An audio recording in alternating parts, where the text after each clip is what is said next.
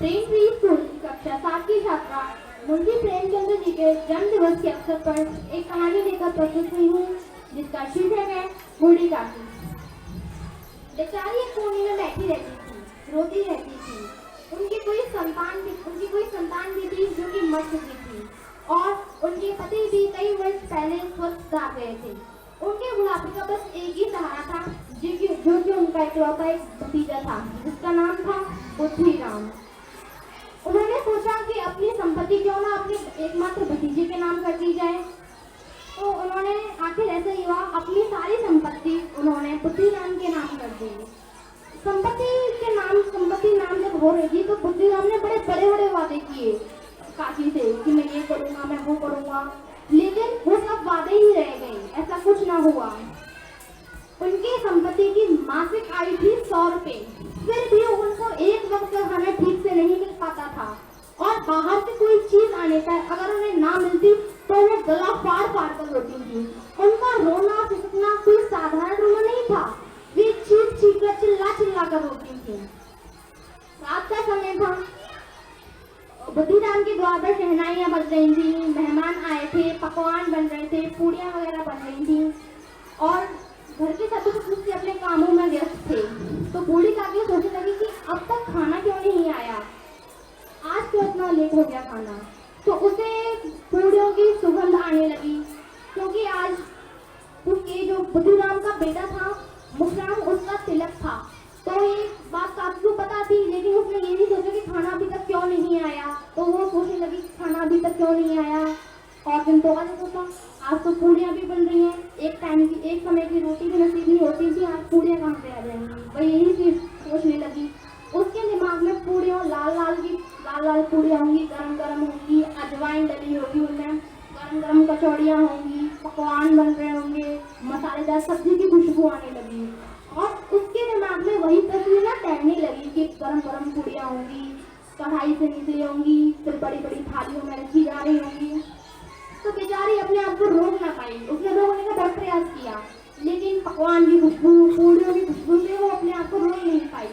तो उसने सोचा कि क्यों ना कढ़ाई के पास जाके बैठ जाऊं, कम से कम अपनी आंखों के सामने से देखते रहूंगी तो मुझे थोड़ा चैन मिल जाएगा। तो वो बेचारी रेंगते हाथों के बल से गई होगी, चल तो सकती नहीं थी, उसका बुढ़ापा आ चुका था।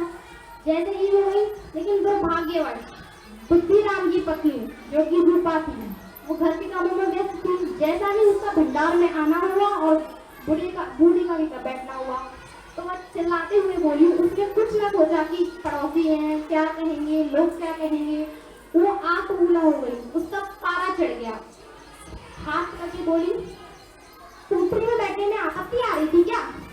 थोड़ी देर सब्र नहीं रख सकती? अभी भगवान को भी भोग नहीं लगाया, लोगों ने भी खाना नहीं खाया है, किसी ने खाना नहीं खाया, मेहमानों ने भी नहीं खाया है, आपको बड़ी भूख लग रही है। बेचारी बूढ़ी काकी ने कुछ ना कहा, चुपचाप न रोई न देखा, चुपचाप बस रेंगती हाथों के बल अपनी कोठरी में चली गई। उसे रूपा के डांटने पर गुस्सा नहीं आ रहा था, उसे अपने जल्दबाजी पर पछताना आ रहा था कि मैं इतनी जल्दी क्यों चली गई। सही बात है, जब घर भगवान को भोग नहीं लगाया, मेहमानों ने खाना नहीं खाया, तो घर वाले कैसे खा सकते हैं। और उसे अपनी जल्दबाजी पर पछतावा होने लगा। उसने निर्णय कर लिया कि जब तक मुझे कोई बुलाने नहीं आएगा ना, मैं तब तक कोठरी से बाहर नहीं निकलूंगी। फिर क्या था, वो बेचारी लेट गई। उसके लिए क्षण एक युग की बराबर था कि कब टाइम बीते, कब समय बीते, कौन मुझे बुलाने आए, कोई बुलाने तो आ जाए मुझे। और उधर उसकी बेटी, रूपा की बेटी जो थी लाडली, बस वही उसका ख्याल रखती थी। कोई भी चीज होती थी, पूड़ी, मिठाई, चपेना, जो भी चीज होती थी, वह अपने हिस्से का बूढ़ी काकी को ही दे देती थी। घर में ऐसा कोई नहीं था जो उसकी ख्याल रख सके, सिवाय लाडली की। बेचारी लाडली भी खिड़की से वही देख रही, अगर काकी को जब सब खाना खा रहे हैं, भगवान के भोग से पहले कुछ मिल जाएगा खाने को, तो क्या अनर्थ हो जाएगा। हाँ, मेहमानों ने खाना खाया नहीं है, अगर वो खाना खा लेंगी तो कुछ हो जाएगा क्या? नहीं होगा ना। लेकिन नहीं, वो जा नहीं सकी रूपा के डर की वजह से। उसे पता था अगर मैं चली गई तो मम्मी नहीं छोड़ेगी, तो इस वजह से वो उसके काम पास जा ना सकी। फिर बूढ़ी काकी को खुशबू, पूड़ियों की खुशबू, पकवानों की खुशबू आने लगी। उसके दिमाग में वही दृश्य तैरने लगे। उसने सोचा कि एक बार जाकर देख लेती हूँ कि मेहमानों ने खाना खाया है या नहीं खाया है। तो वह गई, उसने बाहर देखा कि अभी तो मेहमान भी बैठे हैं, महिलाएं संगीत गा रही हैं। तो उसने सोचा कि कमरे में जाके अपनी कोठरी में मतलब बैठ जाती हूँ। जैसे ही वो बाहर आई तो तभी 2-3 पुरुष जो थे वो खड़े हुए, बोले अरे ये कहाँ से आ गई गुड़िया, इसको कौन लेके आया। तुरंत उसने बुद्धिराम ने देख लिया। वह बोला कि थोड़ी देर अंदर नहीं बैठ सकती थी क्या, ज्यादा भूखी है। उसे अंदर ले गया।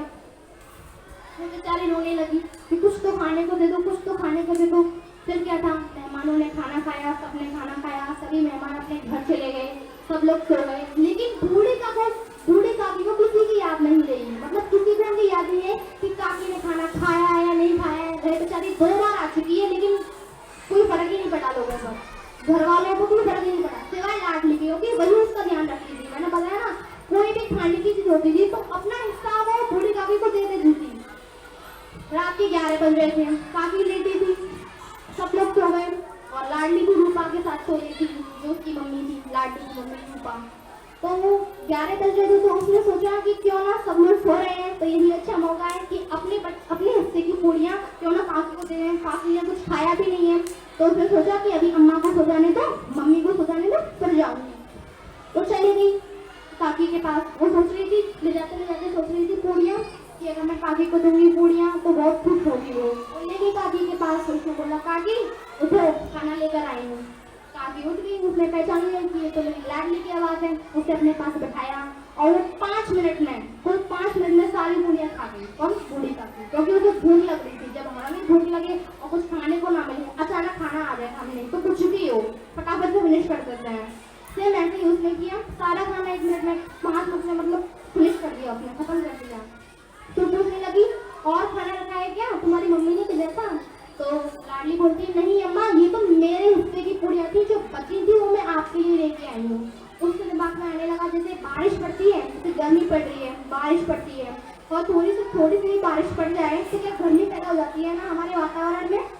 गर्मी ऑलरेडी पड़ रही है और थोड़ी सी भी बारिश पड़ जाए, जिसे बोलते हैं ह्यूमिडिटी। जैसे बारिश पड़ रही है, थोड़ी सी गर्मी पड़ रही है, बारिश पड़ जाए थोड़ी सी, तो चिपचिपा सा महसूस होता है ना कि अब तो और बारिश पड़नी ही चाहिए, इतनी पड़ रही है तो और भी पड़ जाए। तो उसने सोचा इतनी पूड़ी मिल रही है तो और भी मिल जाए, वो सोचने लगी। तभी उसके दिमाग में एक विचार आया कि क्यों। उसने पूछा लाडली से कि बेटा जहाँ मेहमानों ने खाना खाया था उनकी झूठी पत्तलें कहाँ हैं। तो लाडली ने उसे बता दिया। लाडली समझ नहीं पाई कि अम्मा झूठी पत्तलों का खाना खाएगी या नहीं खाएगी। तो लाडली उसे वहीं पर ले गई जहाँ मेहमानों का झूठा खाना था, पत्तलें जहाँ थी। तो जो बूढ़ी काकी थी वो चुन कर उसमें से खाना खाने लगी, मतलब पूड़ियाँ चुन कर लेने लगी। और उधर रूपा ने देखा कि लाडली तो मेरे पास है ही नहीं है। उसने खा के आसपास देखा कि कहीं नीचे तो नहीं गई, लेकिन ऐसा नहीं था, वो खाती ही नहीं।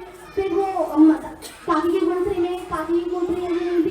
फिर वहाँ अंत में वही गई जहाँ झूठी पत्तलें पड़ी थी मेहमानों की। उसने देखा, उसकी जो दृश्य देख रही थी कि लाडली सामने खड़ी है और काकी झूठी पत्तलों का खाना खा रही है। उसने सोचा कि मैं कितनी निर्दयी हूँ, भगवान कितनी निर्दयी हूँ कि जिसकी संपत्ति से मुझे हर महीने 100 रुपए की कमाई होती है, तो मैं उसे क्या एक वक्त का खाना भी नहीं मिल सकती। कितनी निर्दयी हूँ मैं। उसने कहा काकी आप अंदर बैठो। वो काकी को अंदर ले गई और खुद भी अंदर चले गई। फिर वह रसोई घर में गई, थाली में पूड़ियाँ वगैरह सजाई, फिर काकी को दे दिया। उसने बोला काकी ये लो खाना लेकर आई हो, खाना खा लो। आज मुझे थोड़ी सी देर हो गई थी क्योंकि आज मैं काम में व्यस्त थी, और हो सके तो मुझे माफ कर देना। लेकिन काकी को क्या था, उसी को कुछ खाना मिल गया, जैसे बच्चे को चॉकलेट मिल जाती है तो अपनी सारी डांट भूल जाते हैं, सेम ऐसे ही उसको तो अपना खाना मिल गया, उसे कोई मतलब नहीं था। तो अब मुझे कोई बताएगा कि इस कहानी से हमें क्या सीख मिलती है? यस,